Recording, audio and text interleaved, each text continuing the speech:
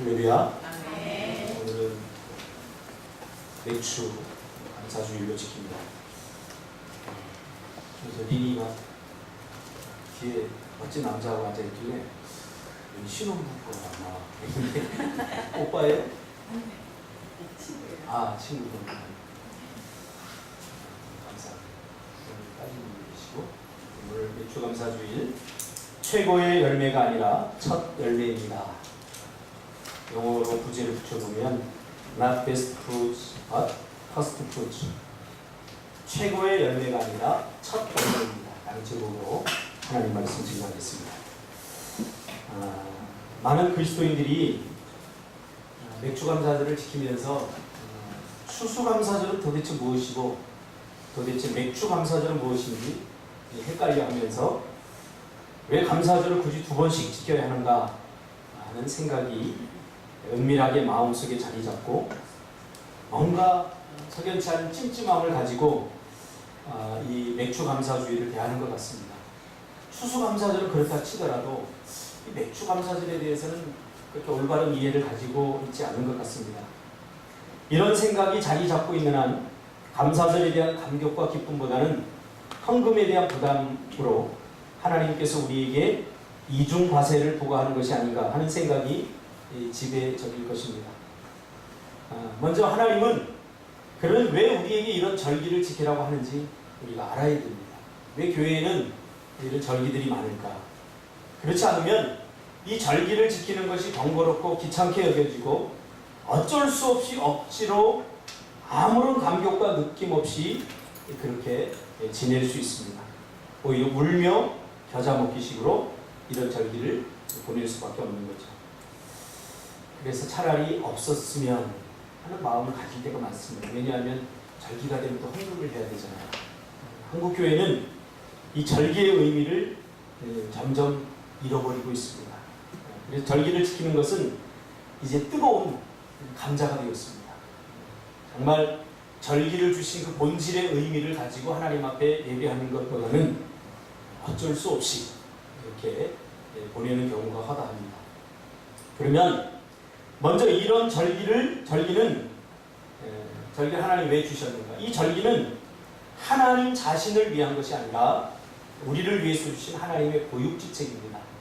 다시 말하면 하나님은 너무 가난해서 하나님 나라는 너무 궁핍해서 하나님께서 우리의 피를 짜고 눈물을 짜서 그 헌금을 받으려고 또 물질을 받으려고 하나님께서 감사절을 주는 것이 절기를 주신 것이 아니라는 거죠. 이것은 하나님 자신의 풍성함보다도 우리의 풍성함, 우리의 궁핍함을 채우기 위한 하나님의 보육지책입니다. 왜냐하면 성경에 기록된 이스라엘 백성들은 망각의 사람들입니다. 너무나 자주 잊어버리죠. 어릴 적에 저는 시골에서 살았어요. 어머니가 간식거리가 많지 않기 때문에 여름 여쯤 되면 이제 옥수수가 나오고 감자가 나오고 그러면 옥수수 감자가 최고의 군것질거리였죠. 그래서 저에게 이제 막내니까 제가 심부름을 시키면 형서가 가서 신화당 하나만 사와라. 여러분 이거 알아듣는 사람 다 7080거든요. 신화당. 왜냐하면 그 옥수수 칠 때 이렇게 넣는 거 있잖아요. 달게 하도록 하는 게 신화당이었어요. 그러면 제가 그때 너무 어렸기 때문에 이 신화당이라는 단어를 개념화시켜서 신화당하고 한 번에 딱 기억할 수 있는 나이가 아니었어요. 그때 당시만 해도 너무 어렸기 때문에 신화당이라고 하는 이 단어가 굉장히 낯설었어요. 그래서 가면서 이렇게 외치고 하는 거예요. 신화당, 신화당, 신화당 하면서 가게까지 걸어갑니다. 가게까지 걸어가다가 중간에 누구를 만나요? 어른들을 만나면 안녕하세요 인사하고 또 친구들 뭐 놀면 가서 꼽사리 키기도 하고 그러다 보면 신화당이라는 단어가 기억나지 않아요. 그러면 엄마가 뭐 사오라고 그랬지? 하고 다시 또 집으로 돌아가요. 다시 돌아가서 엄마 뭐 사오라고 그랬지? 그러면 내 이놈아 그리고 종이에다가 밀가루 푸대 같은 데다 이렇게 신화당 이렇게 써서 줘요. 그거 가지고 와서 신화당을 사왔던 기억이 납니다. 이처럼 이스라엘 백성들은 너무 자주 잊어버려요. 이스라엘 속담에 그런 말이 있거든요. 흐린 기억보다 양피지에 기록하는 것이 더 오래간다. 이런 속담이 있습니다. 이스라엘 백성들은 하나님의 은혜를 너무 자주 잊어버립니다. 그래서 하나님의 은혜를 누리지 못하는 경우가 허다합니다. 신명기 6장에 보면 하나님께서 이스라엘 백성들에게 약속하신 약속이 나옵니다. 신명기 6장 6절에 보면 그리고 내가 오늘 내게 명하는 이 말씀을 내 마음에 간직하라. 7절에 보면 또 너희는 자녀들에게 그 말씀을 되뇌이며 집에 앉아있을 때나 길을 갈 때나 누워있을 때나 일어설 때에 그 말씀을 되뇌이라. 8절에 또 너는 그 말씀을 팔찌로 만들어서 내 손목에 매며 그 말씀을 양 미간에 호부에 삼아 붙일 것이다. 9절 그 말씀을 내 집의 문설주와 내 대문에 기록하라. 이 말씀을 왜 주셨을까요? 결국 이 말씀을 한마디로 요약하면 기억하라는 거예요. 하나님의 말씀, 하나님께 주신 은혜들, 그 사건들, 하나님이 주셨던 그 많은 순간들을 기억하라는 거예요. 하나님의 은혜는 기억 속에 존재합니다. 부모님의 은혜도 여러분 기억 속에 존재하지 않습니까? 그래서 기억해야 돼요. 잊어버린다면 이 기억을 잊어버리고 망각한다는 것은 하나님께 주시는 축복을 우리가 잃어버리는 거예요.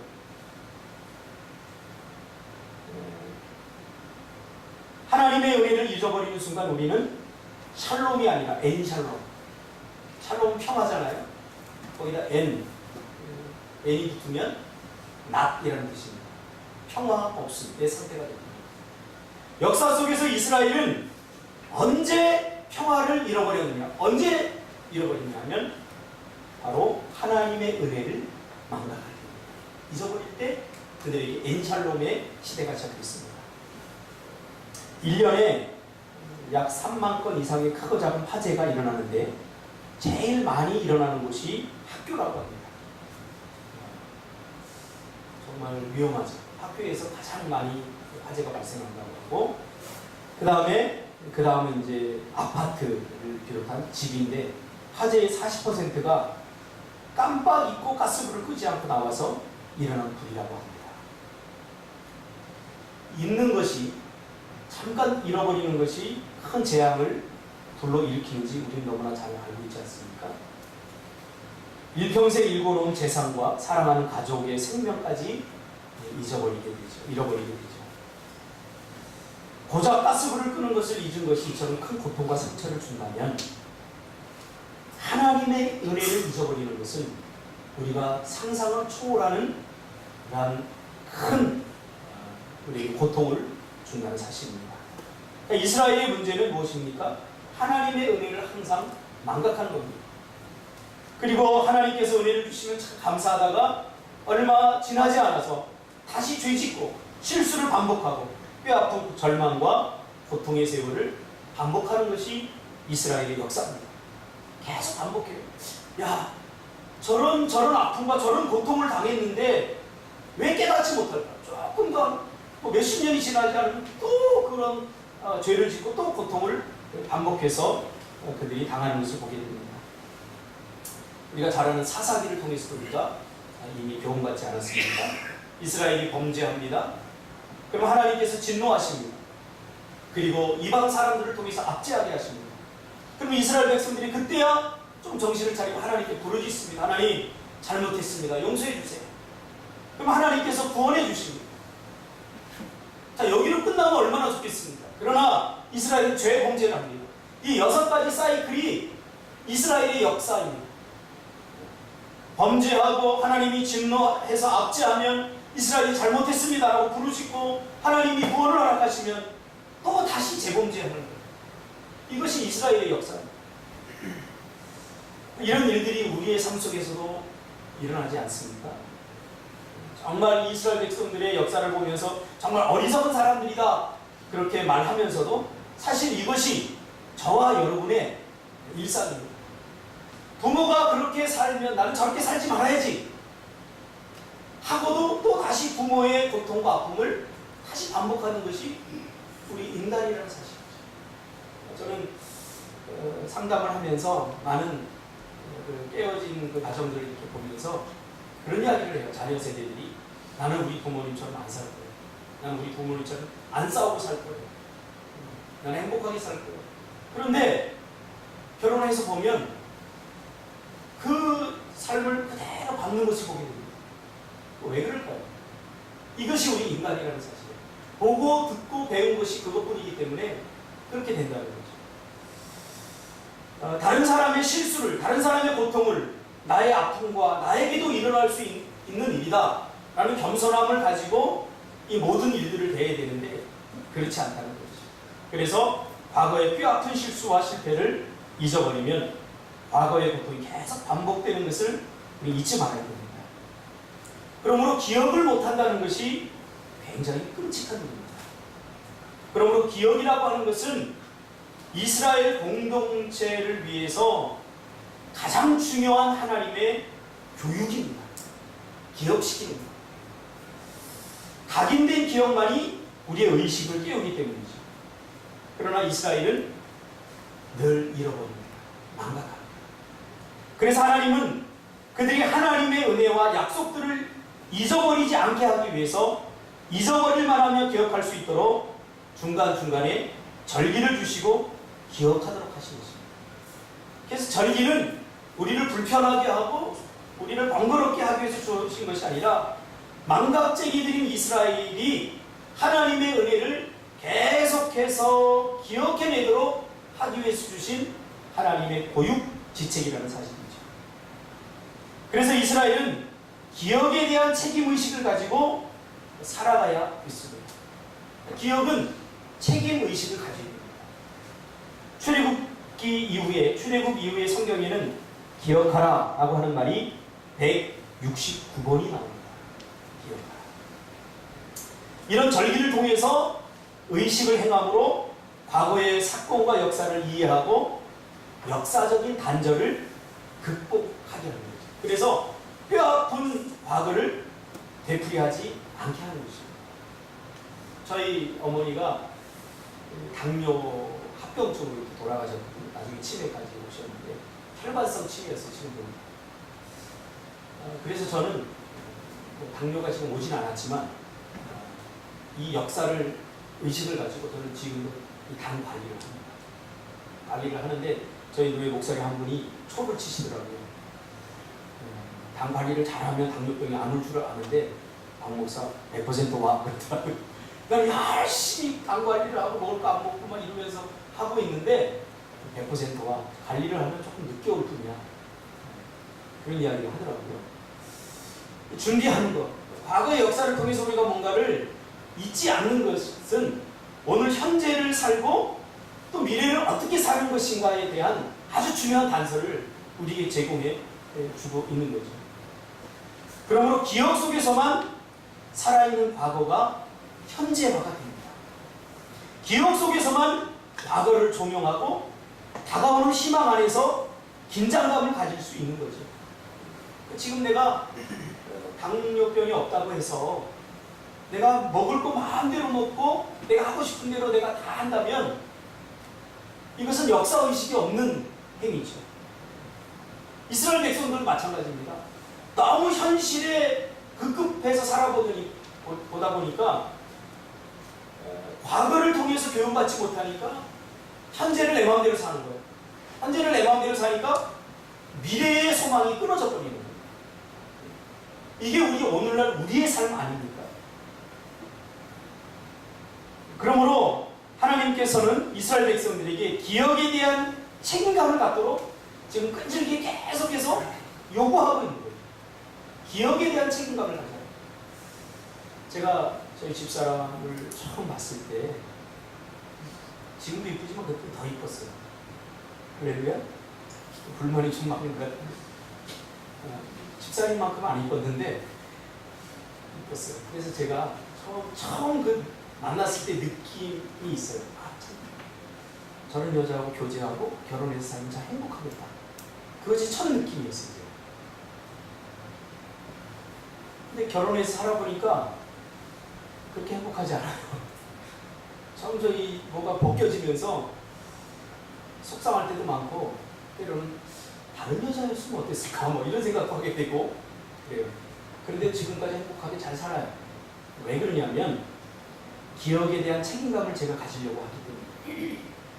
제가 처음에 저희 집사람을 만났을 때 그 느낌, 저런 여자와 살면 참 행복하겠다 하는 그 느낌에 대한 기억을 저는 가지고 있어요. 그래서 때로는 속상해도 그 느낌에 대한 기억력을 책임화하려고 해요. 그렇죠? 우리 모든 사람들 마찬가지입니다. 결혼한 부부들 기억에 대한 책임감을 가지고 살아야 돼요. 살아보면 다 거기서 거기입니다. 그러나 우리가 첫 느낌에 대한 기억, 첫 것에 대한 기억을 갖는 것, 그것을 역사화하는 것 굉장히 중요합니다. 신앙생활도 마찬가지입니다. 신앙생활도 우리가 주님을 만났을 때의 그 첫사랑, 주님을 처음 만났을 때 그 느낌, 이것을 기억하고 이 기억에 대한 책임감을 가지고 우리가 살아야 됩니다. 지금 하나님은 이 절기를 지킴으로써 우리에게 끈질기게 기억에 대한 책임감을 가지고 살라고 그렇게 말씀하고 있는 거죠. 우리는 지금 기억하는 일을 소홀히 하고 있지 않습니까? 일본을 보면서 화가 치밉니다. 왜냐하면 기억을 자꾸 왜곡시키는 거죠. 그래서 나쁜 사람들이에요. 분명히 과거에 사실적으로 일어났던 팩트를 그들은 왜곡시키고 삭제시킵니다. 그래서 역사를 왜곡시킴으로 결국 얻고자 하는 것이 뭐냐면 자신의 그 국민성에 대한 정체성을 왜곡시키려고 합니다. 우리는 괜찮은 민족이다. 우리는 괜찮은 나라다. 이런 것을 자꾸 부각시키려고 하는 거죠. 우리가 성만찬을 하죠. 성만찬을 하는 것도 마찬가지입니다. 기억을 회생시키는 거예요. 기억이 과거의 하나님의 약속을 현재화하고 미래의 약속의 땅으로 이끌어주는 것이 뭡니까? 바로 기억입니다. 왜냐하면 하나님은 축복을 우리에게 약속의 형태로 주었거든요. 축복을 지금 바로 현재적으로 준 것이 아니라 약속의 형태로 주었거든요. 그러므로 이 하나님이 주신 축복을 우리가 계속해서 현재뿐만 아니라 미래로 계속해서 확장시켜 나가려면 가장 중요한 것이 뭐냐면 바로 기억을 책임화시키는 거예요. 기억을 계속해서 해나가는 것뿐입니다. 그러므로 지나간 과거는 사실대로 기억하는 작업이 필요한 거죠. 절기의 중요성은 바로 그겁니다.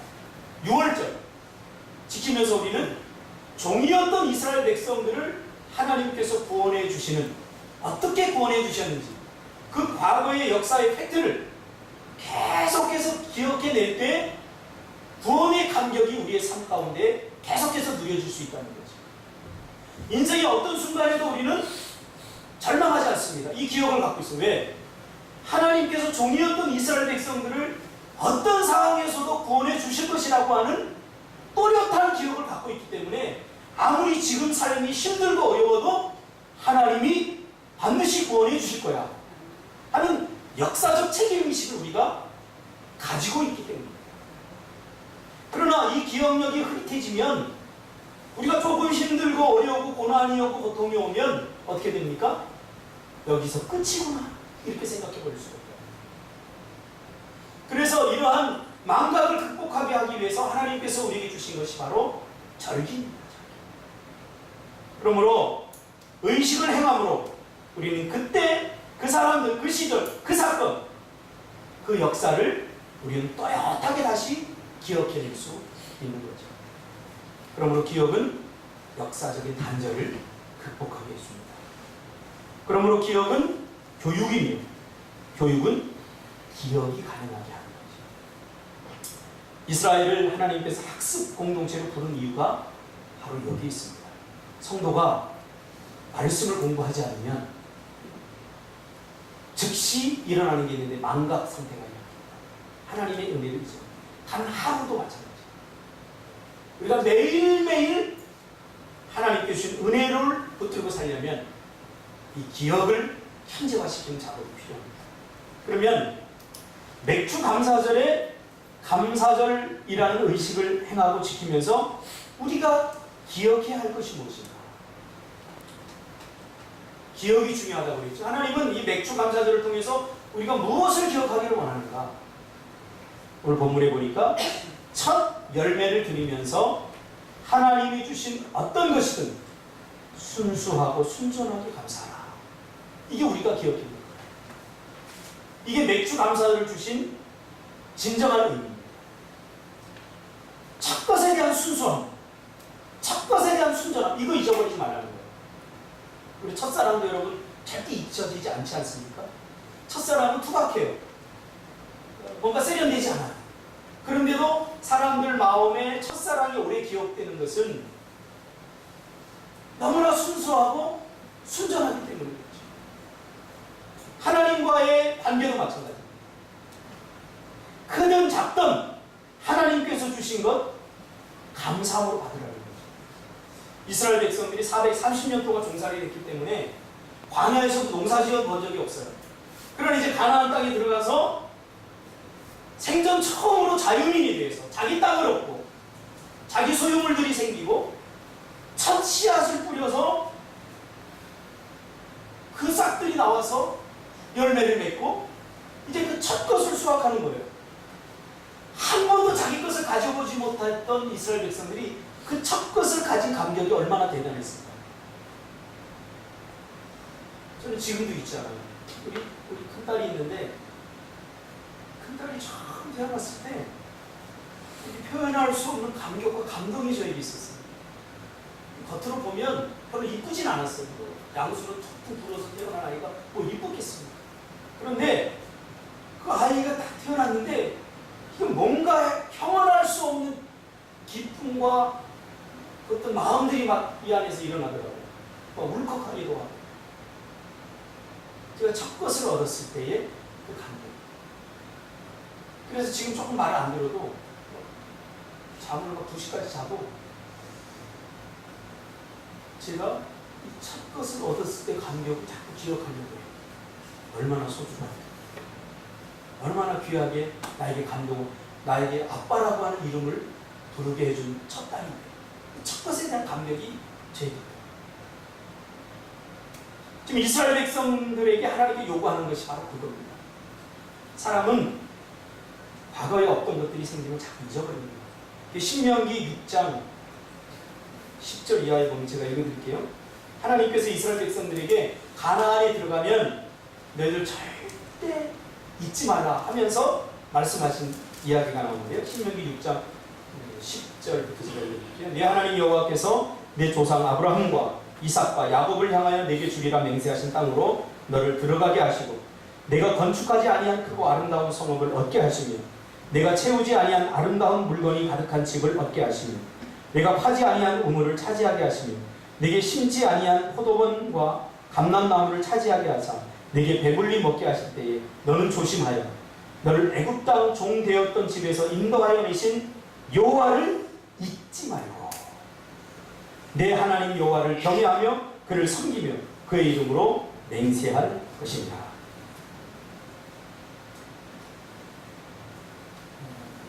이스라엘 백성들은 광야를 지나면서 그들의 처지와 개구리 올챙이적 생각을 하지 못하게 될 수도 있습니다.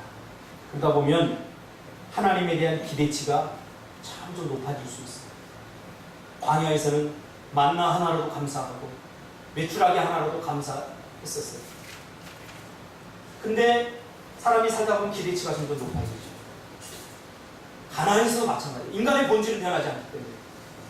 저도 그래요. 예전에 단방, 조그만 방 2개짜리 단칸방에 살 때는 야, 화장실도 치료되고 밖에 있었거든요. 화장실 안에 있는 집에 살고 싶다. 근데 화장실 안에 있는 집에 살아보니까 그 감격과 기쁨이 딱 3일 가요.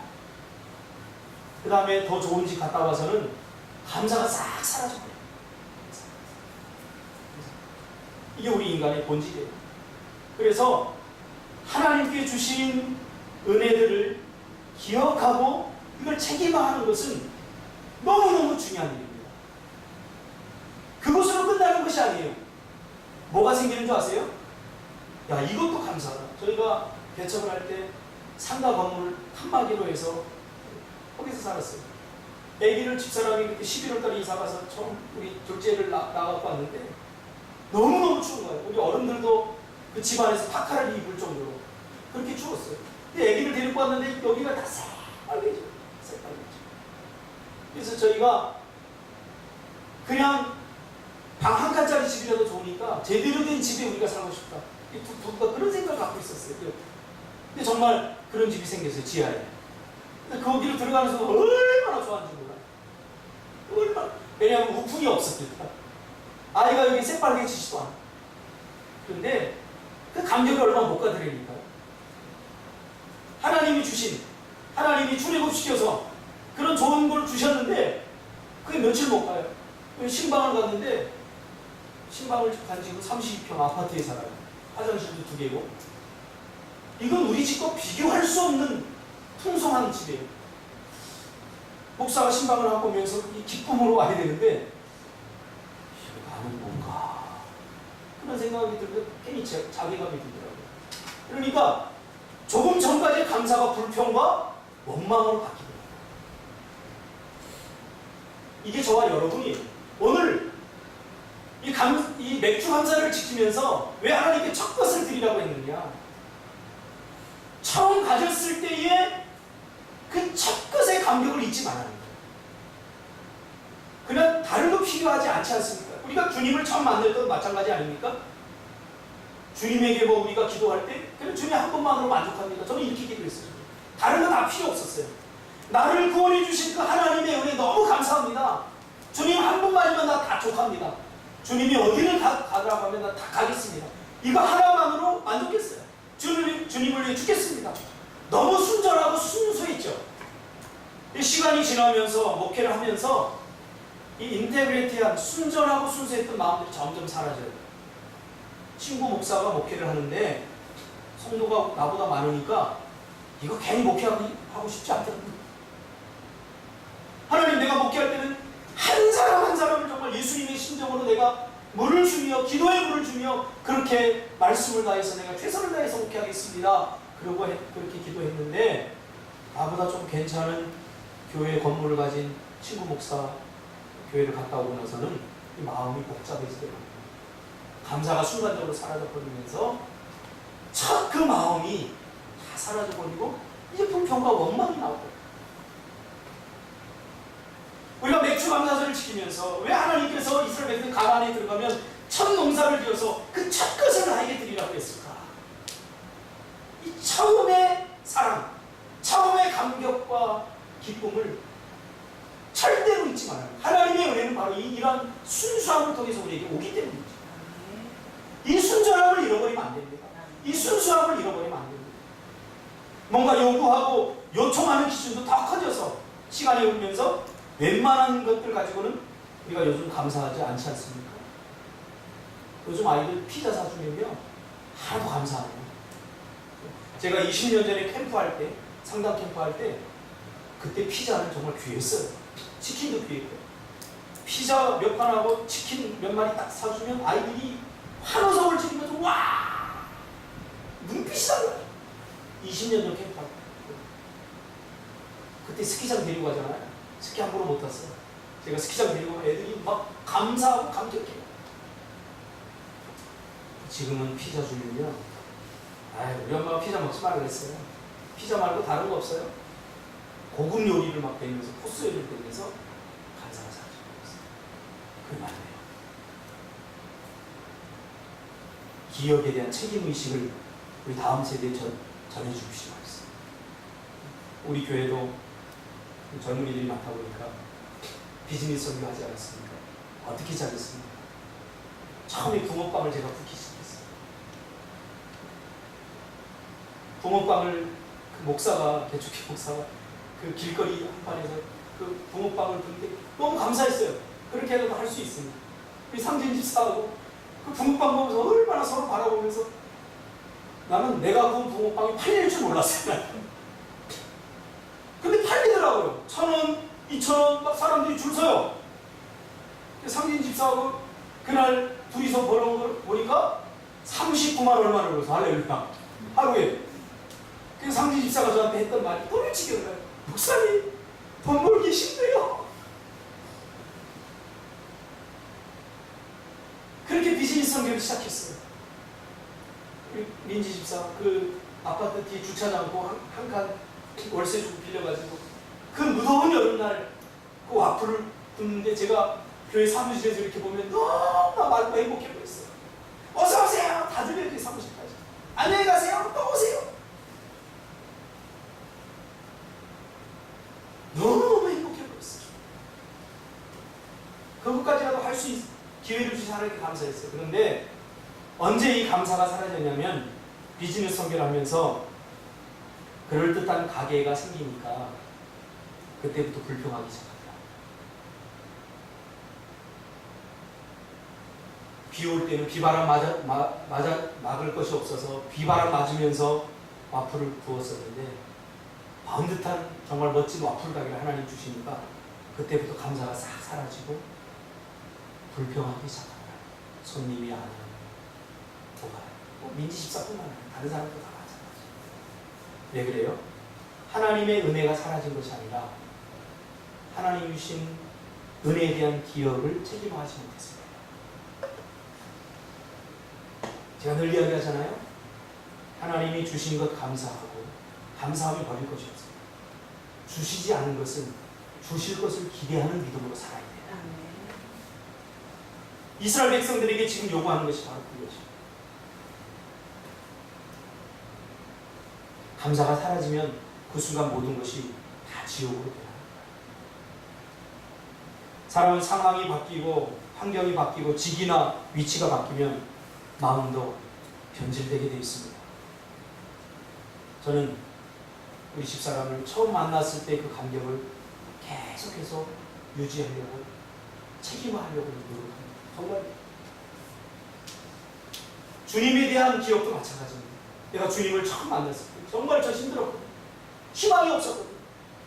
다른 친구들은 대학 간다고 하는데 나는 장학금을 받지 않으면 대학을 갈 수 없는 상황이에요. 누가 내주겠어요, 내 등록금? 아무도 없었어요. 그 남들은 얼마나 좋은 대학 갈까에 대해서 신경 쓰는데 저는 웬만큼 공부해서는 대학을 갈 수 없었어요. 그때 제가 주님을 만났거든요. 희망이 없었고 죽고 싶을 때 주님을 만나서 주님이 저에게 너무 많은 은혜들을 베풀어 주셨어요. 그 주님을 잊지 못해요. 지금 너무나 편하고 지금 너무 좋아 행복한 삶을 살고 있어요. 이게 전 두려워요. 어제도 어떤 집사님하고 제가 이야기하면서 그 얘기했거든요. 난 너무 편해지고 죽었다. 우리가 제주 땅에 왜 하는 거예요? 우리가 해야 할 일을 해야 마음이 편한데 단순히 편안하고 안락한 삶을 위해서 우리가 온 거 아니지 않나. 그런 이야기가 있어요. 여러분, 주님을 만났을 때 그 첫 것으로 늘 주님을 대하시기 바랍니다. 시간이 지나면서 우리가 좀 거만해지고 교만해지면서 감사가 자꾸 사라져요. 첫 신앙생활 했을 때, 첫 교회 갔을 때, 목사님을 처음 만났어요. 지금도 가끔 제자들한테 전화가 와요. 전번에도 우리 순도가 찾아왔듯이 전화가 와요. 이 전화를 하는 사람은 전부 다 은혜를 기억한 사람이에요. 목사님, 그때 목사님이 이런 좋은 이야기 해주시고 저를 기도해 주셔서 제가 지금 이렇게 됐습니다. 기억해내는 거죠. 은혜는 기억 속에서만 존재합니다. 그래서 잊어버리면 안 돼요. 어떤 사람은 고의적으로 잊어버립니다. 고의적으로. 제가 교회를 개척하고 그런 사람도 봤어요. 제가 최선을 다해서 그 가정이 깨어졌거든요. 이혼 위기에 있을 때 제가 최선을 다해서 이 가정을 위해서 상담해주고 이 여자분은 남자분을 너무 좋아하는데 남자분이 바람 펴가지고 다른 여자하고 사는 거예요. 근데 이 여자분은 그래도 이 남자가 좋다는 거예요. 이 남자만 돌아오면 자기는 같이 살겠다는 거예요. 너무 좋아하는 거예요. 이게 진짜 나라겠거든요. 그래서 제가 상담을 해주면서 한 5, 6년 동안 상담을 했어요. 그래서 회복시켜서 결국은 이 남자분이 돌아와서 온전한 가정을 이루어졌어요. 제가 6년 동안 상담을 했어요. 그런데 어느 날 이 여자 집사님 찾아오셔서 저한테 하는 얘기가 목사님 교회를 제가 다른 데로 가봐야 되겠어요. 왜요? 목사님이 저와 우리 가정을 내막을 너무나 잘 알아서 자기가 불편하다. 저는 충분히 이해합니다. 예, 알겠습니다.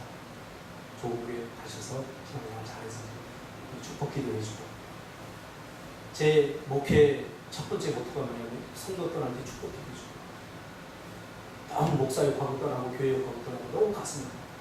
지금까지 나간 분들 저한테 인사하고 오면 제가 다 일일이 머리에 손 얹고 축복 기도 다 해주고 있어요.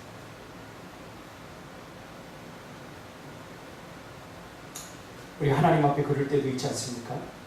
하나님은 지금 베스트 프루츠가 아니라 퍼스트 프루츠, 첫 것을 먼저 받자. 그 첫만 우리 희수 권찰님을 제가 처음 만났을 때 그 감정 제가 항상 가지려고 이렇게, 우리 민지 집사님도 마찬가지. 그러니까 이 첫 것을 가지고 있으면 때로는 미움이 생기고, 살다 보면 왜 안 생기겠습니까? 때로는 갈등이 생기고, 이걸 극복할 수 있는 유일한 길이 바로 이거예요. 왜 이스라엘 백성들이 가나안 땅에 들어가 불만이 안 생기겠습니까? 하나님 앞에 분명히 생깁니다. 왜? 이방신들은 인간이 만든 신이기 때문에 너무 즉각적으로 해결해 주는 것처럼 보이거든요. 근데 하나님은 불러도 대답이 없어요. 적군이 쳐들어오는데 이방 사람들은 왕을 중심으로 해서 막 대처를 즉각 하는데, 이스라엘 백성은 야 모여라, 우리 기도하자, 예배하자, 다 죽을 것 같거든요. 그러니 왜 유혹이 생기지 않겠습니까?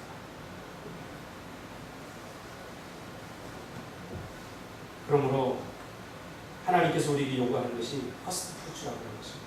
누가복음 14장에 보면 한 여인이 나옵니다. 나드 한 옥합을 깨뜨려서 주님의 발을 닦습니다. 둘 중에 하나입니다. 이 여자가 미쳤든지 아니면 정말로 순수한지. 나드 한 옥합이라고 하는 것은 정상적인 사람이 한 1, 2년을 온전히 벌어야 벌 수 있는 돈에 해당하는 향수입니다.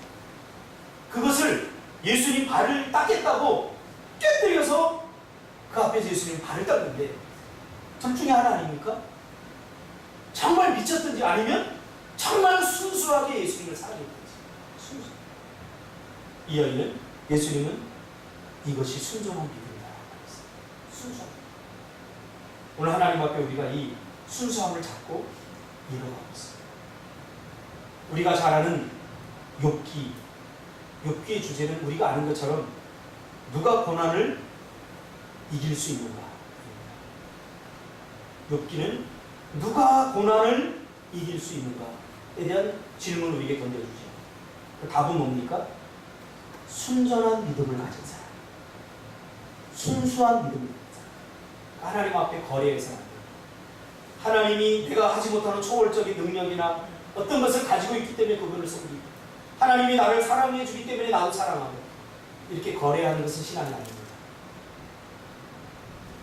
구원의 감격을 가지고 그리 아니하실지라도, 내가 힘들고 고통스러울지라도 하나님을 순전하고 순수한 마음으로 하나님을 섬깁니다. 오늘 렉추절에 우리가 감사해야 될 것은 바로 이겁니다. 회복돼야 될 것도 이것입니다. 백민지 집사님, 상원 집사님을 왜 좋아했어요? 왜 좋아해서 결혼했어요? 내가 보기 별로 잘생긴 거 같지 않아요? 그럼 어느 순간에 상원 집사보다 더 잘생긴 사람이 나타나면 그 환상이 깨어질 수 있어요. 벌써 깨졌어요? 사랑은 순전입니다. 관계도 마찬가지입니다. 관계도 순전입니다. 하나님과의 관계도 마찬가지입니다. 이것 없이 무엇 때문에 사랑하고 무엇 때문에 교회 나오고 무엇 때문이라고 한다면 그 환상이 벗겨지는 한 모든 것이 다 끝납니다. 하나님은 우리와 순수하게 사랑하기를 원하십니다. 그래서 우리는 에베소 교회에 주님이 하신 말씀 반드시 기억해야 됩니다. 첫사랑을 회복하라. 첫 느낌을 매일매일 현재화시키기 바랍니다. 매일매일 그 책임의식을 가지고. 저는 지금도 기억해요. 제가 부목사로 있던 교회에서 할머니 한 분이 새벽에 교회를 나오시고, 걸음도 제대로 못 부르죠. 많이 몸이 아프십니다. 제가 권사님 대기 계세요. 요 앞이래요. 보니까 차로 한 1분 거리도 안 돼요. 한 30초 거리밖에 안 돼요. 근데 거기를 몸이 불편하시니까 거의 1시간 전에 일어나서 걸어오시고. 제가 너무 안타까워서 끝나면 권사님 제가 모셔다 드릴게요 하고 제가 태우러 갈게요 하고 아침에 가서 태우고 30초밖에 안 되겠습니다. 태워다 드리고 했습니다. 그러니까 이 권사님이 저를 너무 감사하는 거예요. 얼굴이 다 드러나요. 목사님이요, 감사합니다. 매일 인사, 90분 인사. 그러면서 가끔 까만 봉지고 낡은 까만 봉지, 꼬깃꼬깃했던 까만 봉지에 사과 몇 알을 넣어서 그 겨울에 제 손을 잡고 주셔요. 열어보면 벌레 먹은 사과예요.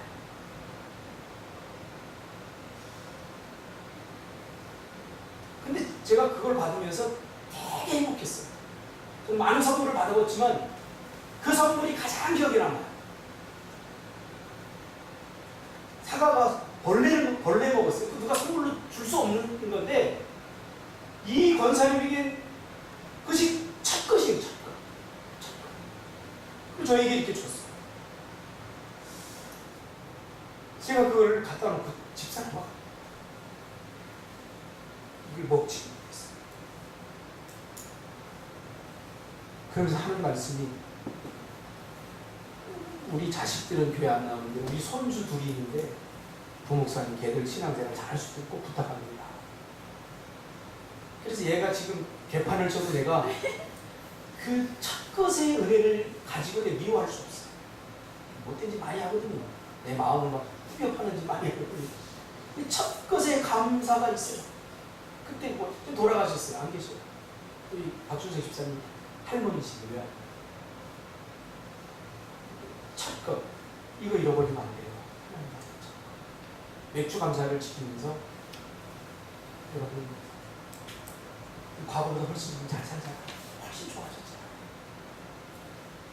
이제 더 얼마나 많이 하나님 주셔야 되고 감사하겠습니까? 첫 것. 처음 우리가 가졌던 마음을 첫사랑. 제가 교회도 마찬가지예요. 교회도 제가 제수 올 때 나는 평생 50명만 놓고 내가 목회를 해야 되겠다. 그런 마음을 갖고 있는데 50명 금방 채워줄 것 같아요. 그러면 감사가 또 사라질 수 있어요.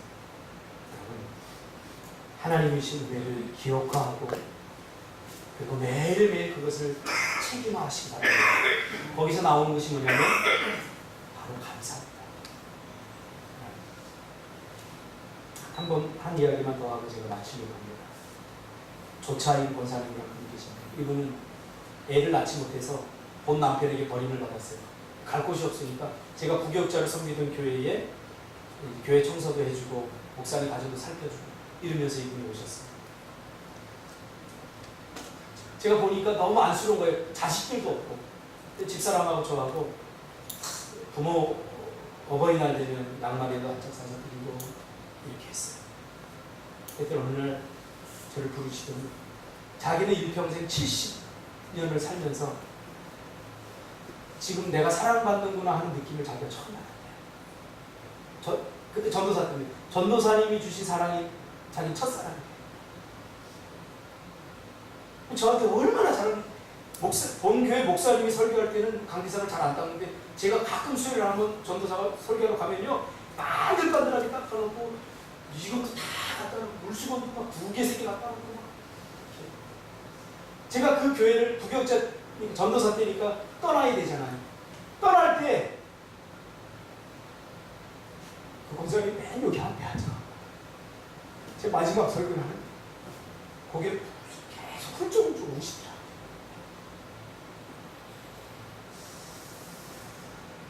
아, 첫사랑이 이렇게 중요하구나. 저는 그냥 대단한 게 보이지 않았는데 그냥 안쓰러워서 제가 집사람하고 이렇게 조금씩 챙겨줬어요. 근데 그분이 자기는 세상에 대한 참 사랑을 느껴요. 참 사랑. 하나님이 여러분에게 주신 첫사랑, 첫 것에 대한 은혜로 여러분 사시기 바랍니다. 감사하세요. 주신 것 너무나 많아요. 너무나. 기도하겠습니다.